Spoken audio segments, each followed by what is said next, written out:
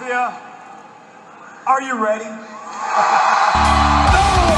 He said, "Are you ready?" This is Brotherly Love Wrestling Podcast, your first stop for everything professional wrestling. So sit back and enjoy wrestling talk at its finest with your hosts, Larry Hall and Joe Corrado.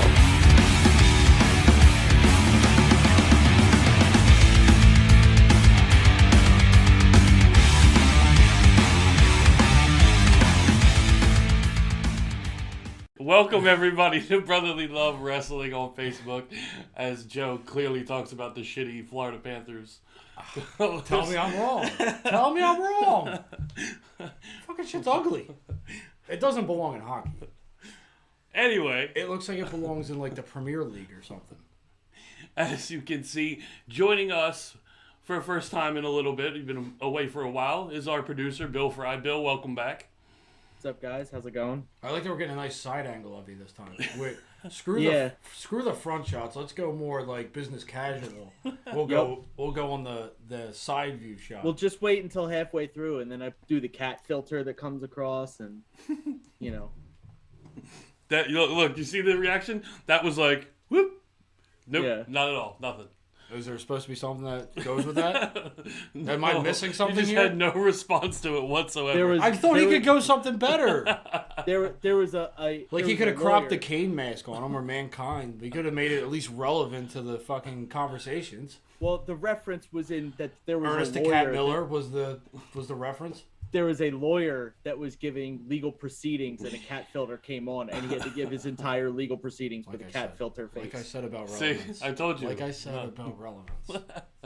Anyway, we're getting a little ahead of ourselves here. Or we getting 4 steps behind ourselves. Either way, let's, I guess, talk a little wrestling. Did we do that? I think so. Wrestling. Yeah.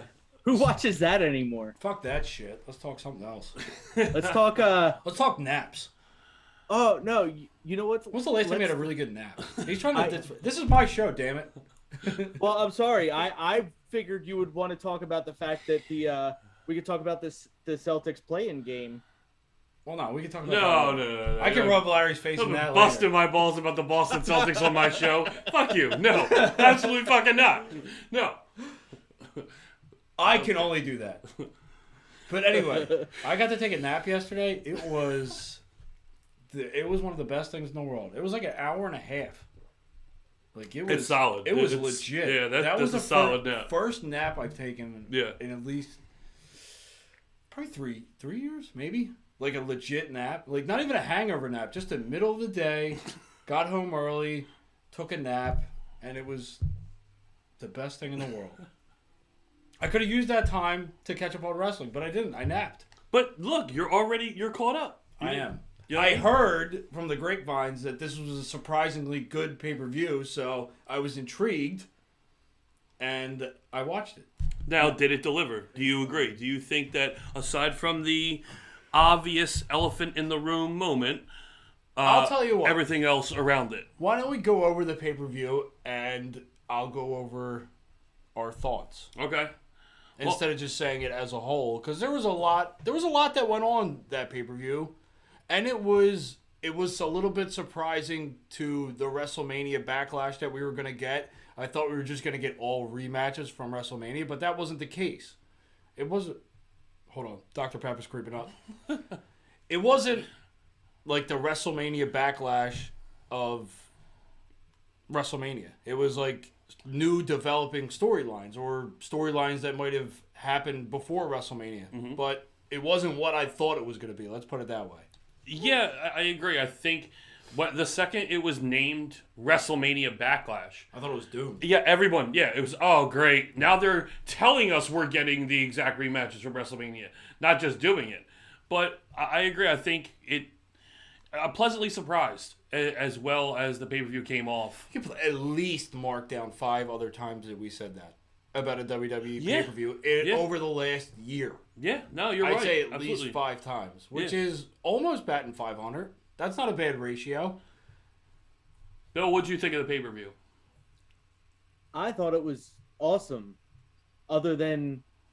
the obvious. I think it was. Well, you don't have to keep saying it's the obvious, because if we say it enough time, it was probably, unfortunately, the most talked about thing coming out of the pay-per-view was, oddly enough, a Miz and Damian Priest match. Out of a pay-per-view that featured Roman Reigns and Drew McIntyre, Bobby Lashley, Bianca Belair, Charlotte Flair. And out of all those people, the thing that was talked about the most was a Damian Priest. No bad press is, Go ahead. No, I'm going to let you butcher it a couple more times. even bad press is good press. Okay. That's a little closer. Nice. That's a little bit better. But no, I agree. But I get it. I don't know why he comes on the show. I really don't. I just don't at this point. We bring him on here, and now you're taking shots. I'm going to have to start defending him. Well, look, I got to get him in there every now and then. Jesus, man. But look, it wasn't an ad. It wasn't an ad for Batista's movie. Everyone knew it. They kept making it very clear. That doesn't make it any more shitty for The Miz and Damian Priest, but you get it. But it was just very, very embarrassing, especially after WWE higher-ups want to come at Blood and Guts for being an embarrassment. And then now you literally have zombies eat The Miz to end the match. Well, look at it this way. Now he'll hold kayfabe because it's not like he's going to be wrestling anytime soon. Yeah, I mean, yeah, okay. I mean, if you want to pull silver lining out of it, yeah, sure. And here's the hot take. I didn't mind it one bit. I thought it was, if you're just looking at it at an entertainment purpose and you're trying to eliminate, oh, well, I know that they're not real, those zombies, and I know they can't really. I thought that the look was cool. Mm-hmm. I thought that the acting outside was funny, and it fit. Like, if you're looking at, it's like cheesy zombie movies, like ones that aren't supposed to be super serious. Like, this wasn't supposed to be super serious to us. Yes. We were supposed to laugh at this and be like, this is fucking ridiculous. And it was ridiculous, but it wasn't like really bad ridiculous. It's not like the zombies were getting in there and trying to do tope supersedas and shit, and they're trying to do fucking Canadian destroyers. Although the zombies were just there being zombies. They were very talented zombies if you looked at some of the people that they had there. Absolutely. But here's the thing. If you're going to put together this fucking goofy idea and you're going to have someone actually put on a performance in the match, who is one of the top 3 people that you're going to want to do this? The Miz. It's The Miz. Yes. The Miz is going to have the right facial expressions. It sucks. The injury that you could see that his knee, when he landed on his fucking knee, you could see that kind of put a damper. Because he legitimately had to nurse the knee. Mm-hmm. And I know, like, this isn't a match style and design where you're going to do a limb target. And you're going to want to try and keep the guy in the ring and grounded. Yeah. You want him outside of the ring because that's where all the fucking fun happens. Yeah. So that happening did eliminate to some of the theatrics of this goofy-ass match. But all in all, when I watched it, I thought it was ridiculous, but it was ridiculous in a somewhat entertaining way. Where I wasn't looking at it to be like, oh my god, these zombies are really gonna hurt someone. Let me clarify, okay? It's not that I hated it. It's just that based on it's an odd fit for the rest of the card. Level of the other matches. Well, here's the thing though, have that in the middle just felt like it changed. It didn't though. The tempo. It didn't, because after that you got Bianca and Bayley. You got the triple threat match for the Raw title was fantastic. Here's the thing I will say, just to spew off but stay on topic. I will, for 1 month, not say a bad thing about Braun Strowman after that match. Because he did he cannot be wrestling small people because it's not in his wheelhouse. They don't know how to he's too fucking big and strong and powerful to even pretend that someone's smaller. Like, remember when Kalisto was trying to get him in a fucking dumpster? He should never be, like, this was his match with 2 other guys that can fucking throw weight. And hilariously, now Kalisto's contract is in the dumpster. Anyway, if we do want to take a silver lining from The Miz, besides the match, one of the zombies was Scotty 2 Hotty. Yes, I know. Okay, well then that makes it that much better. Mm-hmm. So he should have done a dead worm. After if they cut the commercial after that, which I think they do, he should have done that. Oh no, you're not popping it. You're just popping the boys in the back for that one. Exactly. There's no one fucking there. Yeah, exactly. Yeah. Damn it. But the good thing is, apparently there's a rumor going around that Money in the Bank will be Live. in front of fans. Well, they're lifting regulations left Yes. and right. Oh, yeah, I mean, big the time. city or where we're at alone. I mean, I know half capacity for venues like that. Yeah, the Wells Fargo Center for the playoffs Sixers, is yeah, at the half. Sixers are going to be at 0.5%, Mhm. and I think they're lifting it fully in June. Yes, so I think next you're right. month we could have full capacity to inside venues. Yes. So, I mean, and AEW's on the road. I mean, they're doing all those southern and southwest states. Double or Nothing will be fully attended. So, I mean, Vince isn't going to want to see that happen on that end and be like, all right, well, if they...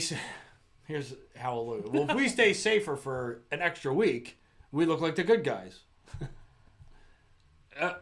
At this point, I think it's irrelevant. I think it's irrelevant at this point, really. I mean, you saw WrestleMania have at least 25,000 people in attendance. Given it was an outside venue, but that's still a lot of people. Yeah, yeah. So, to get back to where we were, WWE WrestleMania Backlash. So we talked about the zombies. Yeah. We did our due diligence and we talked about the zombies. Mm-hmm. So why don't we talk about the other positives that ended up coming out of that? I mean, they started the show off with the women's triple threat. I didn't love it. Really? No. Wow. I was exceptionally entertained by that match. Like, Really? I feel like it set the bar, and I was like, yo, that was a good starter. Like, I don't know. Bill, both of us have opposing ideas. I honestly feel like it set a good bar to start the pay-per-view off. Would I have felt the same if it was a main event? Probably not. No. I But agree with that. Yeah. to start the pay-per-view, to get people fired up, I think that was a really great match. All right. So, my opinion, I don't get the Rhea Ripley hype. Well, I'll agree with you because I think she's still finding herself as who Rhea Ripley is. Like, I think there was a certain designation in NXT to where now they're probably telling her, hey, you can open up a little bit more. You got to let people know who you are, and maybe she doesn't know what that's going to be and who she is on the main roster.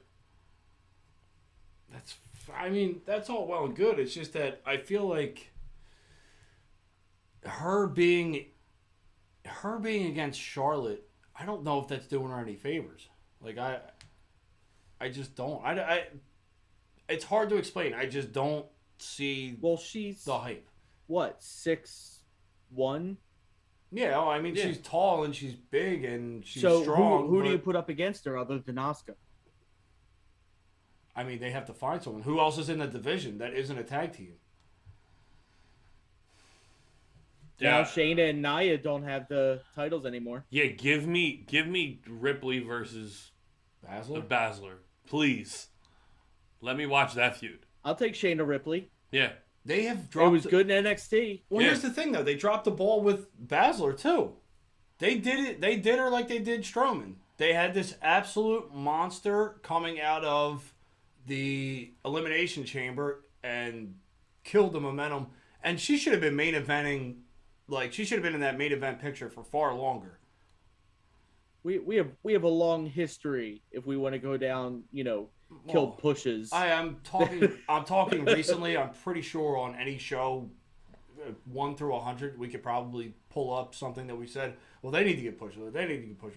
But I'm saying, like, now it almost gets to a point of where it's not believable if they bring someone up. Like, they have to bring someone up in such a way that they look like they can be in the championship conversation. Like, Charlotte's always going to be there. Any of the 4 horsewomen will always be there. Their problem is keeping. This is going against my not getting Rhea Ripley because, believe me, I want to see new stars. I don't see her as being this huge star. There's Something only, happens. Like, I feel like it's not. I mean, she's got character. It's just not something that. There's only two people that I could see that could be, quote, brought up to take on Rhea Ripley. One of them is currently the SmackDown Women's Champion, so she's out. The other one, she's actually got a personality and someone that looks like an athlete and someone who's got some the other charisma. one is Io. Yeah, that is a really Io good one. has the look. Io has the attitude. Io has the technical ability and the high flying that she could put Rhea Ripley through her paces and put both of them on the map. I mean, here's probably point one wrong. Where Rhea Ripley should have never lost to Charlotte at Mania the first time. She probably should have been brought up sooner, and she probably should have beat Charlotte to set her on the right pace. I mean, beating Asuka is no walk in the park, but Asuka doesn't have that same undefeated for however 600 and some days Asuka appeal anymore. I mean, she's still one of the best that they have, but I just feel like no one gets beat Asuka to end that streak. Charlotte.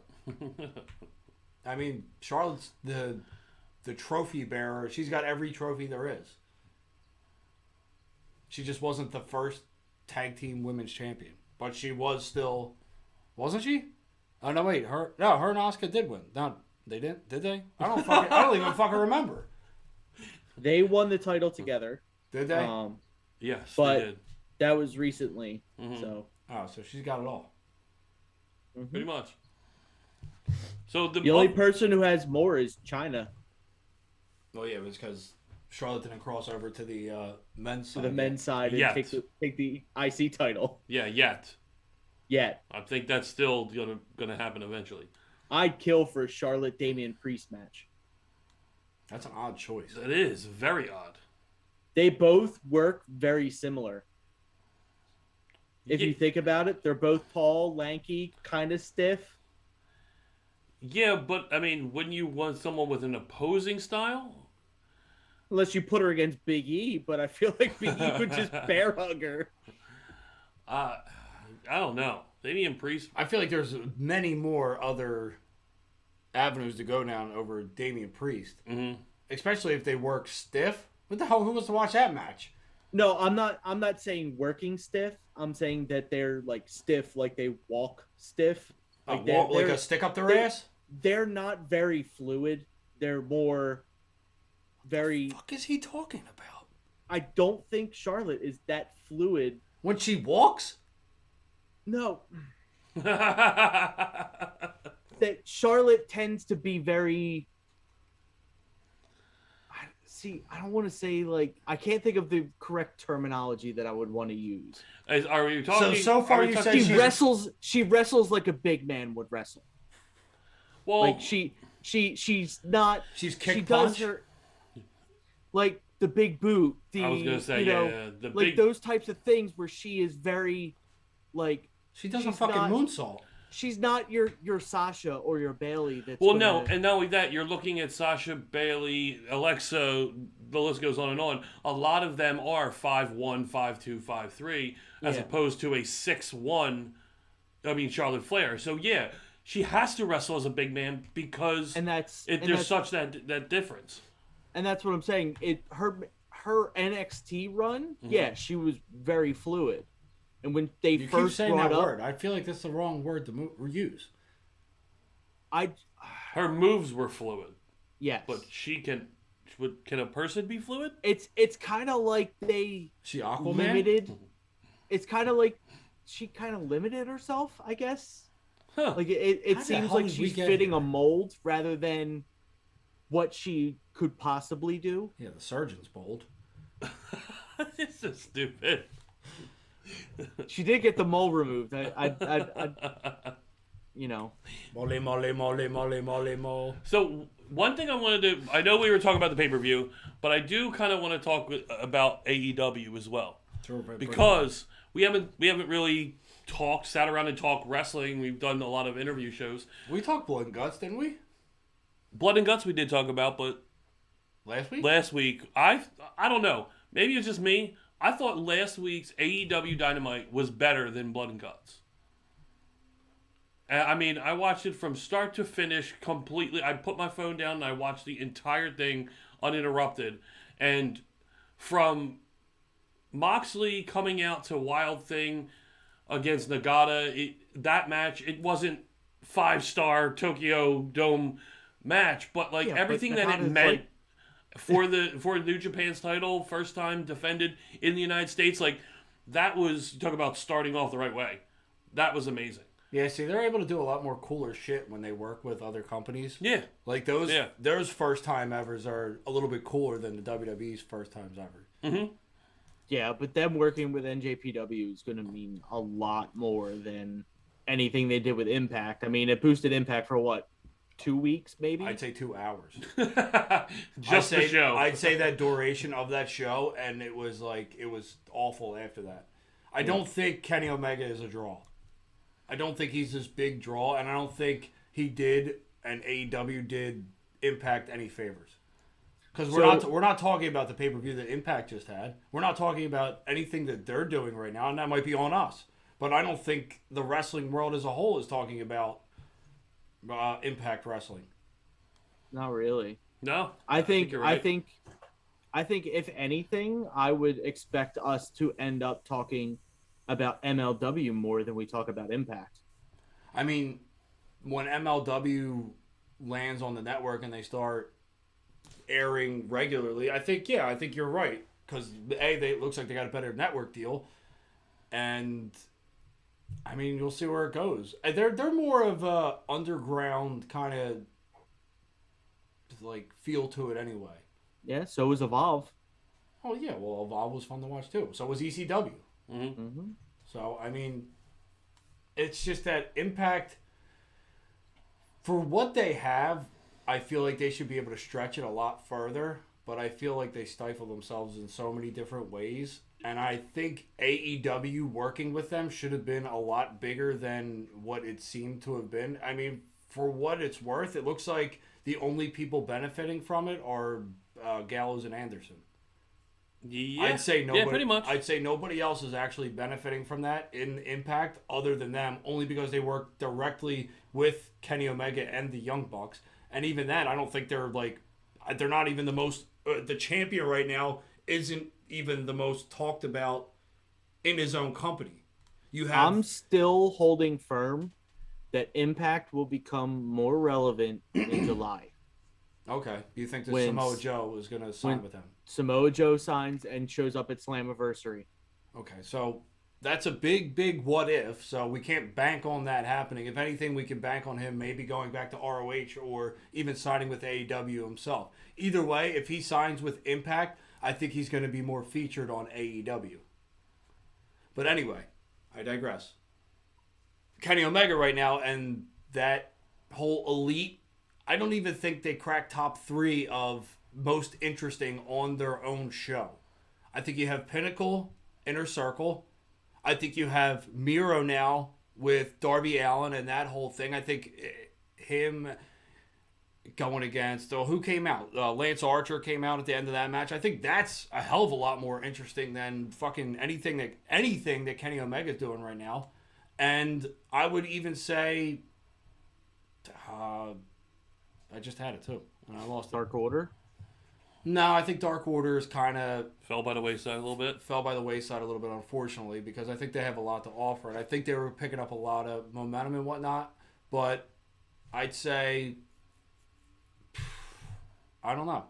I think the women's division is picking up. Well, I think what happened this past week with SCU now breaking up, had their title shot to beat the Bucks, I don't know. and then breaking up and never teaming together again. I don't know if that's going to have a lasting impact or not. We're going to see how that story goes, or if they're just going to kind of let it fade away. Mm-hmm. But right now, I mean, there's only a few. Oh, Moxley. Moxley was the other one. Yes. Like anything that John Moxley does is bigger than what Kenny Omega's doing. Yeah. Well, and now leading up to Double or Nothing, it's Moxley and Kingston against the Bucks for the tag team titles. There you go. I mean, that brings some relevance to the Young Bucks. So do you? I just don't. As much as I loved the Young Bucks before they did AEW, it's just they haven't hit for me. Do you think that Moxley is now big enough that he doesn't need the title?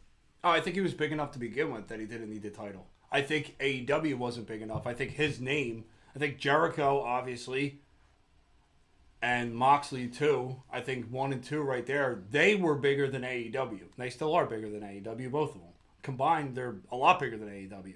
But I think neither one of them needed to hold that title. And, like, look at Jericho right now. He's still in a top promotion, and he's not even remotely involved or even in the picture for the main title. And he's still one of the top storylines in the whole thing. Same with Moxley. Moxley could be doing anything. I mean, he's going to find his... It looks like he's going to still find his way back to Omega because they're still interlocked. But Omega needs that. I mean, it sucks to what happened with Orange Cassidy and in the Pac match getting dropped on your fucking head because that kind of put a damper on my night. Like, I thought it was a really good show. That was actually the match I was most excited to see.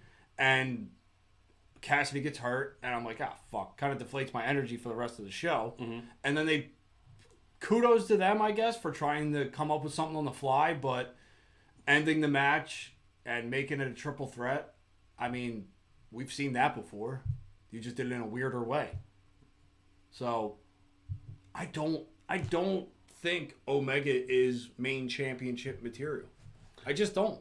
I think it's so odd for me to hear you talk about that because, what was it, 3 short years ago? We were watching Okada Omega, and...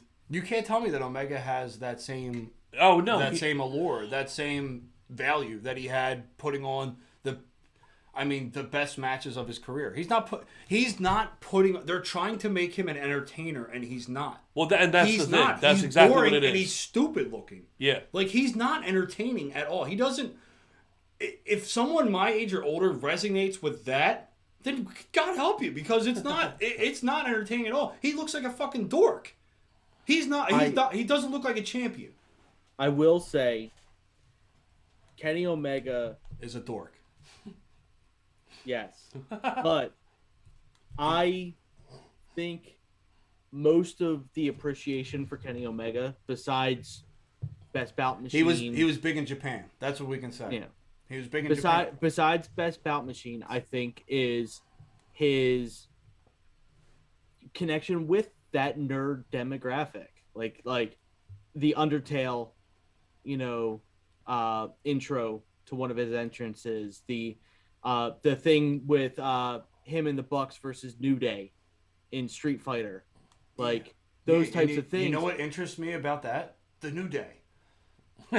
People with fucking personalities that don't fucking look awkward and weird. Like, here's look the at thing. You want to look at nerds. Xavier Woods is a nerd. He's still got a fucking personality. He could still entertain me. Kenny Omega looks like a freaking dork. If you haven't seen that, Kenny actually has personality there.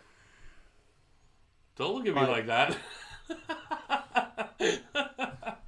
He needs somebody else to draw out any even remote endearing qualities. Wait. I got a hypothetical question for you. Go ahead. So, like I was saying, we were huge in drawn by Omega for his New Japan stuff, right? Yes, we were drawn by... We had to see the match. Yes, because he was going to put on. It was critically acclaimed. Yes, these were the people that were ranting and raving about it got us invested into this. Into this company, into this storyline. Yeah, because of the 2 stars that were wrestling in it. Wrestling. Yes. I'm going to emphasize that word. Yeah, I know. I'm not going to say anything about promos or anything like that. Okay. The hypothetical I'm asking you is, with what we just said and the hate you've been spewing over, it's not hatred. What do you because think? I think he's a great in-ring wrestler. Yeah, but what do you think it is that he has lost from? He has to talk. He still had to talk and no, not he like had this. to do it after the fact. After he just, I don't care what he has to say after that, and he's usually cut off by someone coming out anyway. And there you go. Now he doesn't have to talk. because he always I will always say know this. you're not. Like, here's the thing: they're trying to make him. They're making him an entertainer. They're trying to make him, and it's just not working. See, He's a knockoff. He's a bad knockoff of Rick Martel. He's a bad knockoff of like Jericho in his early years. He's just not like he's not authentic in any stretch of the imagination. This character isn't authentic. It's not even entertaining. It's like it's been done, but this version of what's being done is a lot worse than what I've seen before. I will say this. I think that Omega, Unless he's trying to be corny, then he's a great actor. in this instance, I think that heels in Japan require a lot different type of character than someone that's on TV in WWE kind of thing. They have a much different setup for that heel type character because it's more. But I mean, look, Finn came over, AJ came over, the Good Brothers came over, and they all have personality. But I mean, look, AJ isn't great at promos, but he's entertaining. He knows how to entertain. He might screw up here and there, but he's entertaining. Finn is great, absolutely great. Period. The Good Brothers are hilarious, entertaining. If they have to be serious, they're really good at those promos too. Like, they all have it. And I agree with you. I'm not really sticking up for Kenny, but Kenny Omega is very, very awkward, very bad on the mic. He's cringe. Yes. He's very like, ow, this hurts me. I don't think he's doing this championship, and God bless Don Callis for trying, but Omega's bringing him down too because he looks like a cheap knockoff of fucking Heyman now. Like a bad version of. I mean, they come off goofy. They come off like, I get it. You're trying to be like the Weasley, like backstabbing heel, like the bad guy, like the one that's always trying to get one over. But do it better. Like, this isn't good. Like any Omega skit that comes on, I'm checked out. And I think part of it is because he hasn't really had the chance to have one of those Okada level matches. He's not going to get that chance. But they turned it if into a triple Okada's threat. coming over. No, I'm saying he could easily have that match with Pac. Yeah. And that's the thing is Or that Phoenix. is that he would need to remind people why people were obsessed with him originally, and it was because of those matches and because of his in-ring ability, not because of his I get that they tried to do that a little bit with the Moxley match with the barbed wire match, and I think that was kind of trying to establish like, oh, look at, he's cocky and he talks shit, but he can back it up. And I think the problem is that when you have someone that named themselves the best bout machine and then you don't have them having bouts, it diminishes everything. Yeah, but the competition was a lot stiffer and a lot more. There was just a lot more of it in Japan. Like his next opponents that you knew who was going, and the ones that were there could always be back there. Like you look at Tanahashi, you look at Naito, you look at Okada. Look at, I mean, anybody. Really, anybody on the top of that card. I mean, you could put. I mean, Tama Tonga. I mean, do you think the lack of they have firepower shows as often as AEW has kind of leads precedence to NJPW having this prestige? No, if anything, we know they're going to be good matches, but AEW actually has the advantage of where they can actually do storytelling and they can tell the story to get you into the. And then if you have a great match on top of that, then that's kind of like the icing on the cake. Like you have more of an opportunity. If you're on weekly, you get to tell these stories. You have the opportunity to make people want to see them. And if you're going to have a guy who can't talk, I don't care about his matches. I don't care how good they're going to be. Tear. It's more wear and tear. He's not really wrestling though. All he has to do is tell the story. He's got to be good he's got to be good on the microphone, or he's got to have someone who is good on the microphone. If you're going to have Callis, have him do all the talking. Obviously, Kenny Omega doesn't know how to fucking talk. So don't have him do the talking because he sounds like an idiot. He is talking himself out of me wanting to watch his matches. So at the point of where I'm watching his matches, I just want him to lose. Like, I don't want him to win. I want someone else that actually has a personality to hold this title. So I don't know if that's their way of reverse psychology of being like, well, you want the heel to lose. Look at that. We made you want to. Like, I legitimately want him to lose because I can't take him, like, trying to be the top dog when he's not. Like, you're going to tell me, here, another hypothetical. You put freaking Kenny Omega on one side, you put Roman Reigns on the other. Roman would tear his ass apart.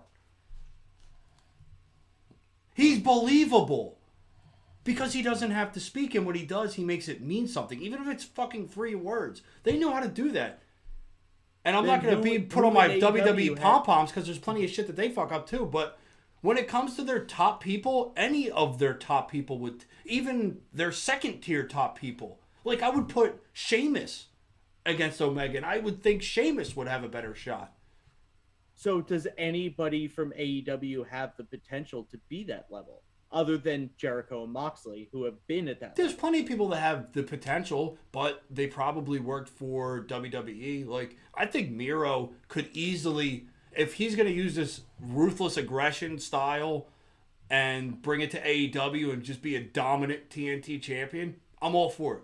Because I think that's perfect for him. Because I think he was really good at doing that. Miro to me comes across as the same gripes that you have with Omega. I think he's got a lot of charisma, but I don't think he's that good on the mic. Well, he's also got a language barrier, but I think Miro, he's a catchphrase guy. Like, he's a guy that you might not believe him on the mic, which I don't think he's as bad as Omega. Like, I don't even think he's as close to as bad as Omega. I think he's got more intensity. I think he's got more of the look. I think he means more business. Like, if Omega was about business and he was like just telling you I'm gonna beat you, like I would probably believe that more. But he tries to like dance around it, and it just makes him sound stupid. But I mean, if you can get over something as stupid as Rusev Day, I think that already puts you ahead of the curve. Like, you got something so over, and it was so mundane. It was just a day named after yourself, and you got that over. Like, I think that's the battle.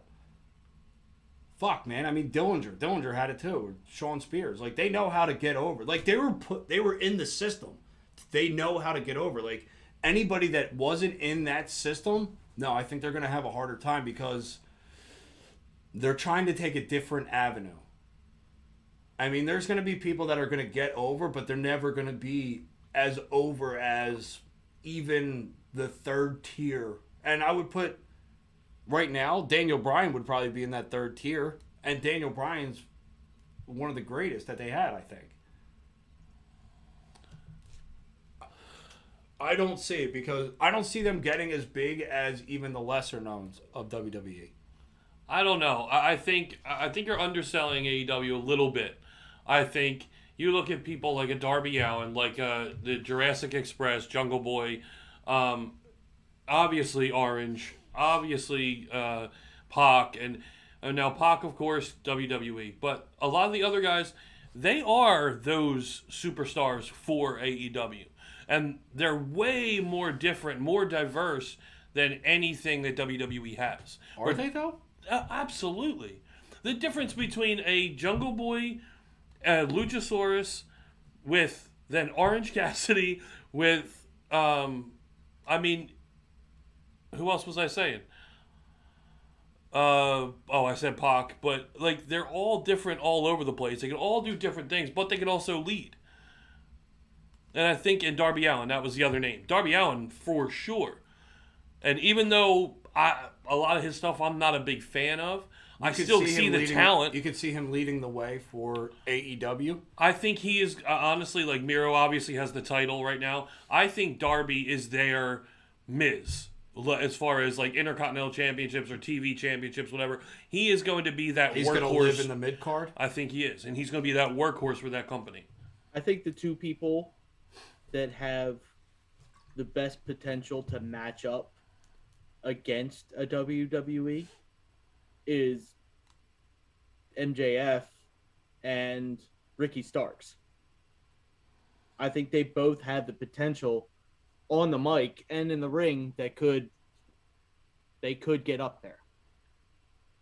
I mean, MJF for sure. I think that's a MJF's layup. I think MJF's already on his way. Yeah. I think he's already, one of the most talked about for AEW.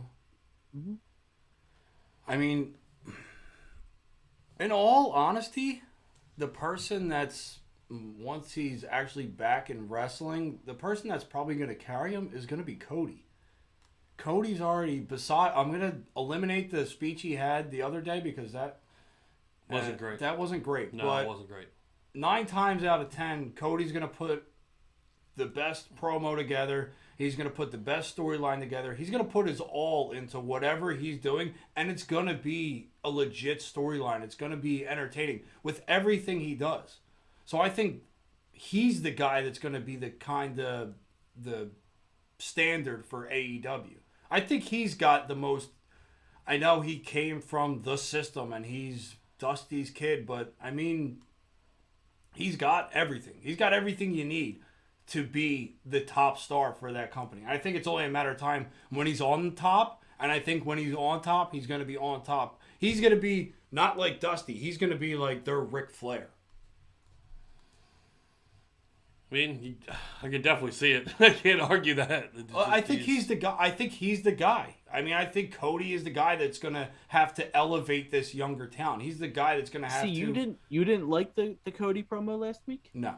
I thought it was weak. I thought it was because I know there was a lot of people that said it was incredible. Well, yeah, you're always gonna have your pluses and your minuses when it comes to fan criticisms and opinions. But I didn't think it was. I think it was very forced, and I thought it was. I get the sentiment behind it, but you heard that too. Yeah, I get the sentiment behind it, but. It just, I didn't feel like the right time. It felt kind of forced. But, I mean, to each his own. But otherwise, when it comes to wrestling promos and building for a match, yeah, Cody's there. He's got me. Anytime he talks, when it's about a match and a build-up, he's got me. He's really, really, really good at it. I think he is the guy. I mean, a Cody MJF could be one of those long that could be your Dusty Ric Flair. Yes, absolutely. Like, that feud right there, like they set that up perfectly to where they could always go back to that. And there's always going to be something different at stake. I mean, MJF eventually winning this title is going to be Cody's in to be able to challenge for that title again. That's going to be it.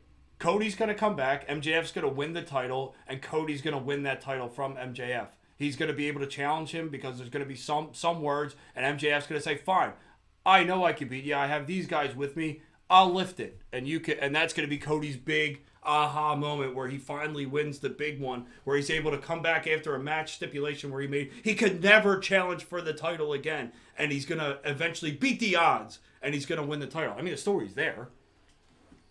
And then he's able to carry it and run with it from there. Because hopefully by that time you've built up other people in the company to where you can see a viable challenger and Cody can get the best out of him. I mean, that's where it's at. Personally, in my opinion, that's what I think. So, yes. I want to go Back? kind of way back. a couple points before. Like 40 minutes ago. And We're going to talk about zombies again? no, I wanted to go back to the 2 main events of the pay-per-view. Oh, okay. Yeah. Because the triple threat with Lashley, Strowman, and McIntyre, and then the Roman Cesaro, I think it needs to be talked about. Mm-hmm. Okay. Absolutely. You're trying to steer the ship. I like it. I think the triple threat, like Joe said, how he wasn't going to be giving Strowman shit. I think all 3 of them absolutely killed it. It was the it was a great match. Mm-hmm. It was surprisingly good. It was the perfect joint of people to do, like, you weren't looking for, like, too much flash in this one. Like, no. You really weren't. No. You might have got maybe a little bit, but it was basically big guys throwing other big guys around. I mean, like Big that E was said, that was big meaty men slapping meat. That's basically what it was, except this was big steroid-induced men slapping meat. I want to thank you two for those 2 sound clips because I'm definitely extracting them And having you guys say that. Extractogram. Well, that'll work too. That's where you extract things and you put them out there instantaneously. But the other one, like you said, Roman, Cesaro, I think it was a big step forward for Cesaro. Not that we didn't know that he could compete on this level, because he's by far one of the top guys on the entire roster. I hope he doesn't fall from this level. I hope he's able to withstand and stay at this level for a while. I think he will. I think they need... He's a new face in the championship picture. Mm-hmm. They need that. But the attack by Seth, it just makes me feel like it's dragging him back down to the mid-card. If anything, I think we know what... I think this was the Cesaro's version of the Rusev title match last year. Or 2 years ago, was it? That where Rusev had the single title match chance. Mm-hmm. Oh, yeah, 2 years ago. 2 years ago. And then disappeared immediately after. Yeah. And I have that feeling that this is... And I feel like part of it is Cesaro kind of... It feels like they're testing the waters with this whole Daniel Bryan, Kofi Kingston kind of... Like they're like trying to feed you one of the underappreciated people that people keep bitching they need a chance, and they feed them like this, one-off match to see how the reaction goes. Yeah, but and then they always get a good reaction and they kill it anyway. Yeah, that's true. But that also might be the vocal minority, but I mean, they need new people. It's the same people over and over again. It really is. This is leading up. You have to figure this is leading up to Roman Seth. Yeah, I think so. I don't know if it's leading up to Roman Seth, or if it's leading up to Roman Jimmy, or if it's leading up to Roman Jay. I think Roman Jimmy is going to be... I think that's next. Honestly, I think that's going to be next. Is going to be Roman Jimmy, and I think they run Roman Jay back for SummerSlam. My thought process, and I posted this on Twitter. And oh my God, if Jay Uso wins the World Championship, that would be incredible. My thought process is that the way they get to Roman Seth is there's always an avenue back to Roman. They have Roman versus Jimmy, and Jay comes out and is conflicted on who he's going to attack, basically, to help win. And then Seth takes out Jay. But because same reason Seth took out Cesaro, the whole I never forget. Yeah. And Jay cost Seth before against Cesaro and got in his way, and they had their little tussle where he pushed him. I think Seth jumps Jay and says I never forget. And then Are we talking SummerSlam build? Yeah. Okay. And then you end up with Seth and Jay having a program, and then Seth beats Jay, and that leads up to, I already beat your cousin, I'm coming for you next. Yeah, makes sense. I mean, it's all right. It's all right. I mean, I don't doubt that those two would put together a good match and a good build. I'm just weary that when Seth loses, they try and run it back 3 more times. Well, I don't see any other way they could get there without... I don't see why they have to get there right now. I don't really see why they have... Let them be separate. I don't see why they have to meet. But if they could eventually meet sometime, not in the near future, 2 months away, if they can actually slow build this to a process of where it actually bobs and weaves out of different storylines, and then they eventually make their way back to each other, I would see that as a great Royal Rumble main event or match. That's a good headliner. But you have to figure either one of them has to turn, you would figure. Not necessarily. No, I don't think so. I don't think they need to... Or you work them heel, and it's not as big of a match. No, I don't think either of them have to turn right now. I definitely Because you're not going to go heel at SummerSlam. I'm not. No. It's just not going to happen. I don't think that they need to build this for SummerSlam. This doesn't need to be a build for SummerSlam. They can leave Seth and Roman go their own separate ways, kind of being heels, and then... The only other way I see it is Daniel Bryan. Do you have to... I don't know. Reach it. I don't know. You don't have to do this so quickly, because you want when someone turns it to be a big surprise. You want to get that feeling like, oh my God, he's a good guy again, and would probably be preferably Rollins at this point, because I think Roman's got way too much momentum in this characters that he's in. Then to change it would just be bad for anything that he's done already. He's not at the point of where he could turn and people would automatically love him. They would hate him again because he'd be the good guy that's always winning instead of the guy that actually has personality. Theoretically, they could do a Seth turn really quickly, but I don't think they should. I'm saying they could. You have Roman recreate the chair shot heard around the world. That you have Roman J and Seth in the ring, and then he decks Seth with the chair. I mean, you could do that's something. your instant build for a match. I mean, that's not bad. I'll give you that. Yeah, it's definitely a little bit better. I like the callback from the Shield. Yes. Yep. Like, that's not bad. But because that's what this is all about. But it's about the Shield. Yeah, but I'm saying you don't do that quickly. I'm saying you let that slow build, because that's got to be I fully agree. I'm just saying big at payoff. some point. So I say it's either SummerSlam or it's Mania. I think that's where it's headed. Well, I think it would be. I would hope for it for Royal Rumble. There. Or Seth wins the Rumble. No, I don't want him to win another Rumble. Get someone new in that Rumble. Build them stars. That's what that Rumble's there for. Building guys like Hulk Hogan. All right, so building guys like Shawn Michaels. I did build Shawn Michaels. I think we'll cut it there. I got a couple things I do want to talk about, or just touch on real quick. Ring of Honor announced Best in the World this year is going to be in front of fans for first time for Ring of Honor. Now it's July 11th, so it's close to that July number that a couple people got cut from. So I don't know how that would work in, but July 11th down at the arena in Baltimore. They're doing at the Chesapeake Employers Insurance Arena. Wow. That's a name. Right? The what? Chesapeake Employees Insurance Arena in Baltimore, Maryland. That's terrible. Yeah. Anyway, that, and then we have a show announcement coming up. I want to do this on the live show. And, we do? Yes, we do.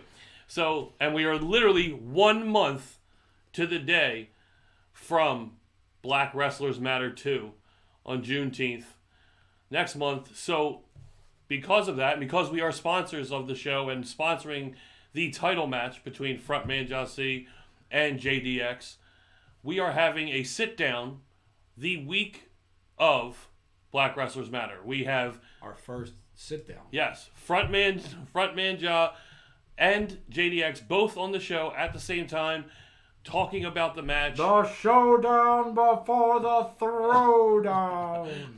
So it should be an amazing show. We cannot wait to talk to them. There's going to be a lot of trash talking on that one. There's going to be a lot of trash talking. So these are two guys that you want to talk about being able to go in the ring and on the mic. This is a show you're not going to want to miss. We have a rivalry on the show. Yes. So look for that. Exciting. The week of June 19th. June 19th is the actual event, Black Wrestlers Matter. So maybe around a Tuesday or Wednesday, we'll drop that episode right before the event so you can watch that. Get you ready for Black Wrestlers Matter title match. Other than that, we hope you enjoyed the show. And we'll show them the shirt. Yes. Oh, yes.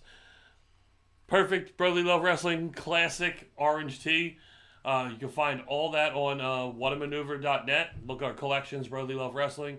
Get yourself some merch. Also pick up some merch from Devontae, from Erica Lee, from Travis and Matt. So it's all there. So go take a look. Support local wrestlers and your local podcast. So thanks, everybody. We hope you enjoyed, and have a good night.